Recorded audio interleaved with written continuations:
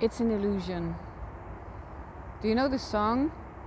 It's an illusion of, or it's just an illusion of imagination. It stuck to my mind for the past 2 weeks. And I know I need to explore it a bit more.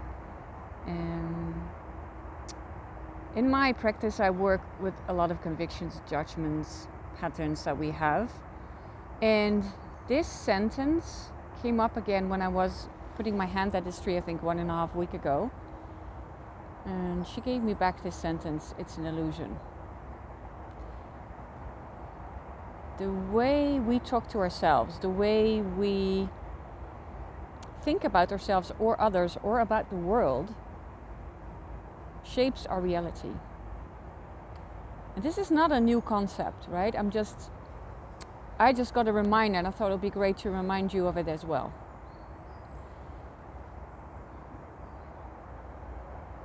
We have so many thoughts and stories that feel true to us. Often these stories formed in our youth by what we saw, experienced, and heard. Maybe even one word or one sentence formed a complete conviction about yourself or judgments about yourself. Maybe about that you're ugly, you're not smart, you're not good enough, you don't belong here, you're different, you do not matter, these kind of things. But it can also be smaller things, like things that we say to ourselves during the week, like, oh, I'm so busy, there's no space for me. One that I keep telling myself all the time. Or I'm too sensitive, I'm not able to do this work, or I'm not able to have this life like I am living it now. Or I'm not able to have good friendships. Well, these kind of things. All horrible things we say to ourselves. And they're not only formed in our youth, but they're also sometimes part of what we get from our ancestors via our DNA and energy. And also past lives. So in my practice, I see that often these things have been repeating for ages and ages and ages in past lives. Until we have peeled off all the layers that we can peel off and are finally able to let it go, to take the tension off. And one of my convictions has been that it's not my task to help people with physical pain. I was not drawn to it because a lot of times when people have physical pain, they need quick relief. And I've seen it happening that's not the way it works. There are often many layers, like I mentioned, layers of this life, past life, ancestors. So it takes time. And I'm not the person who will give you a wonder pill and it's like done and you're healed forever and ever and ever and ever. Because it is entangled with so many things. It's a lot of connections. Well, not entangled, that's not the right word, but it's connected with a lot of things. Yeah, so there are many, many layers and aspects to it often that we first need to uncover and heal before we can get to the real core. And lately I've been having a lot of clients with physical pain.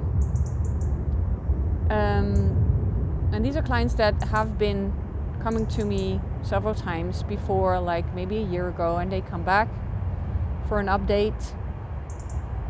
And they have physical pain, and somehow there's a flow in it now, and I'm allowing it more for myself. But the last conviction I had on this was that I'm not able to help myself with physical pain. I know I can do exercises, visualizations, energy work, help from my guides, from the source, grounding, walking. But still I had an idea that it was not for me. It was more for my colleagues, who are amazing also with physical pain, by the way, and actually diseases. And I was like, yeah, this is not for me. I can't do it for myself. 2 weeks ago I had like awful pains, muscles and joints, and meridians were blocked. And I knew, okay, I need some help from a healer friend. And she came out in my mind, and I told her, and she helped me. And I got a lot of relief, so the pain was gone. And she said, I think we need to repeat this after a while. And I know how this works. Yes, often a repetition is needed.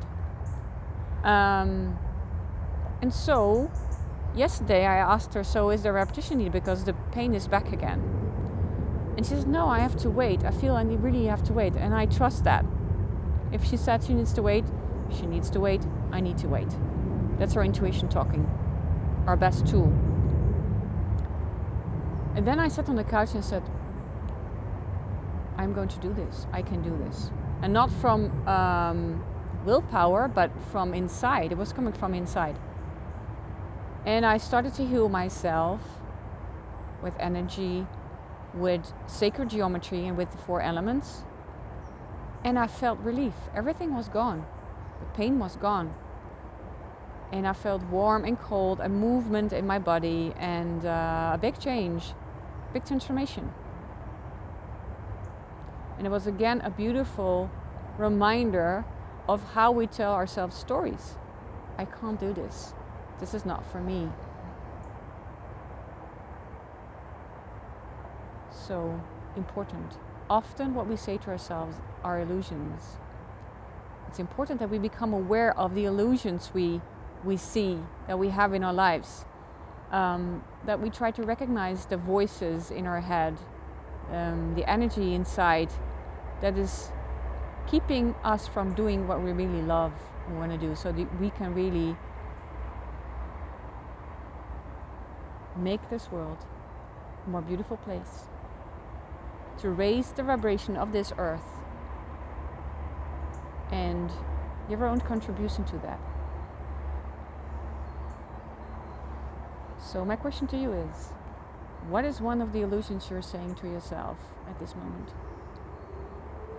About your health, about your high sensitivity, about your work,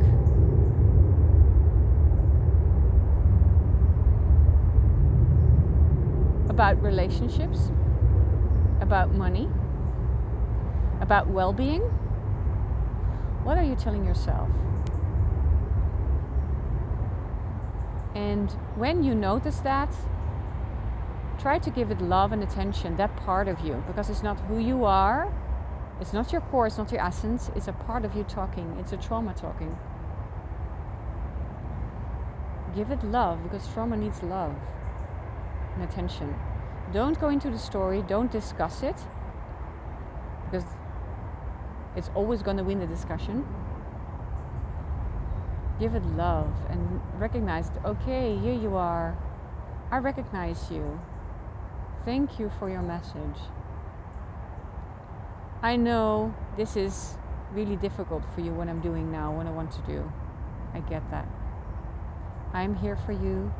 I've got this. So when you recognize it, when you can communicate it in a loving way with it, you can make a different choice, and you can change your energy. And you can change the way your day is evolving. Your life is evolving. Sending you and those trauma parts of you lots of love. And see you next time. Bye.